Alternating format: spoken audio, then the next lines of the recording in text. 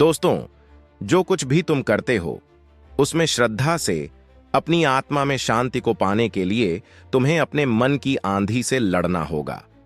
जीवन का सबसे बड़ा शिक्षक अनुभव होता है। अपनी दशा में संतोषित रहो, यही सच्चा समृद्धि है। किसी को दुख देने से बचो और हर किसी की मदद करो। अगर तुम अपने मन की शुद्धता को प्राप्त करते हो तो तुम अपने भगवान के पास पहुंच जाओगे। जीवन का सबसे बड़ा उपहार समय है, इसे ध्यान से जियो। अपने विचारों को पवित्र रखो, क्योंकि वे तुम्हारे शब्द बनते हैं। हर किसी के अंदर एक भगवान होता है। ज्ञान से ताकतवर कोई नहीं होता। दोस्तों, यह कहानी बहुत ही ज्ञानवर्धक और महत्वपूर्ण है, अतः आपसे निवेदन है कि कहानी के अंत तक हमारे साथ बने रहे। धन्यवाद दोस्तों। प्राचीन समय की बात है। एक गांव था जिसका नाम था आनंदपुर। इस गांव में एक नन्हा लड़का राहुल और एक नन्ही लड़की संगीता रहते थे। ये दोनों बहुत अच्छे दोस्त थे और हमेशा साथ में खेलते थे। गांव के पास ही एक घना जंगल था जिसे लोग अंधकार वन कहते थे। एक दिन राहुल और संगीता खेलते खेलते उस जंगल में चले गए और रास्ता भूल गए। वे दोनों डर गए और रोने लगे। तभी एक दिव्य प्रकाश उनके सामने प्रकट हुआ। यह प्रकाश भगवान बुद्ध का था। बुद्ध ने मुस्कुराते हुए कहा, डरो मत बच्चे, मैं तुम्हारी मदद करने आया हूं। राहुल और संगीता ने बुद्ध को प्रणाम किया और अपनी समस्या बताई।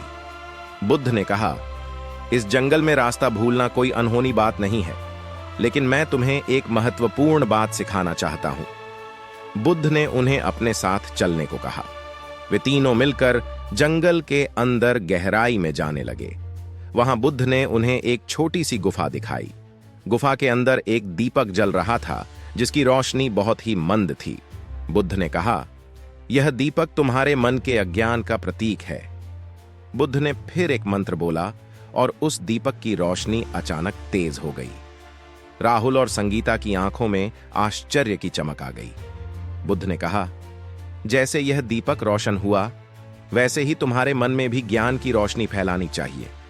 जब तुम्हारा मन अज्ञान और डर से मुक्त होगा, तब तुम सही रास्ता खुद ब खुद पा जाओगे। राहुल और संगीता ने बुद्ध की बातें ध्यान से सुनी और समझी। बुद्ध ने उनके सिर पर हाथ रखकर आशीर्वाद दिया और फिर वे दिव्य प्रकाश में गायब हो गए। राहुल और संगीता ने बुद्ध के उपदेश को अपने दिल में बसा लिया। उन्होंने मन ही मन प्रार्थना की और ध्यान करते हुए मार्गदर्शन मांगा। थोड़ी देर में उन्हें सही रास्ता दिखाई देने लगा और वे सुरक्षित गांव लौट आए। गांव पहुंचकर उन्होंने सबको अपनी यात्रा और बुद्ध के उपदेश के बारे में बताया। पूरे गांव में यह कहानी फैल गई और लोगों ने बुद्ध के उपदेश को अपनाना शुरू कर दिया। आनंदपुर गांव अब ज्ञान और शांति का प्रतीक बन गया। कुछ वर्षों बाद आनंदपुर गांव में सुख और समृद्धि का माहौल था। गांव के हर कोने में बुद्ध के उपदेशों का पालन किया जाता था। लोग एक दूसरे की मदद करते थे और सभी के दिलों में करुणा और प्रेम का वास था। राहुल और संगीता अब बड़े हो गए थे और गांव के प्रमुख कार्यकर्ताओं में से थे। वे बुद्ध के मार्गदर्शन में लोगों को शिक्षा और आध्यात्मिक ज्ञान प्रदान करते थे।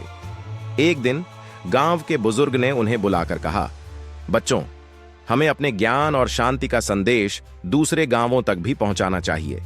राहुल और संगीता ने इस बात को गंभीरता से लिया और यात्रा पर निकल पड़े। वे कई गांवों में गए और लोगों को बुद्ध के उपदेश सुनाए। हर जगह उन्हें लोगों का स्नेह और समर्थन मिला। उनकी यात्रा का आखिरी पड़ाव था एक गांव जिसका नाम था कालीवन। यह गांव अपनी अशांति और संघर्षों के लिए जाना जाता था। कालीवन पहुंचते ही राहुल और संगीता ने वहां की स्थिति देखी। लोग छोटे छोटे मुद्दों पर झगड़ रहे थे और हर तरफ अराजकता फैली हुई थी। उन्होंने एक विशाल सभा का आयोजन किया और सभी को बुद्ध के उपदेश सुनाने के लिए बुलाया। सभा में राहुल ने कहा, बुद्ध ने हमें सिखाया है कि करुणा, प्रेम और अहिंसा से ही सच्चा सुख मिलता है। हमें अपने मन के अज्ञान और क्रोध को मिटाकर ज्ञान और शांति की ओर बढ़ना चाहिए। संगीता ने भी बुद्ध के जीवन के उदाहरण देकर समझाया कि कैसे बुद्ध ने करुणा और अहिंसा से अज्ञान का अंधकार मिटाया था। सभा में सभी लोग ध्यान से सुन रहे थे और उनके दिलों में परिवर्तन की एक नई आशा जगी। सभा के बाद गांव के बुजुर्ग ने राहुल और संगीता से कहा, हमने तुम्हारी बातें सुनी और हमें यह एहसास हुआ कि हमारे जीवन में बहुत सारी गलतियां हैं।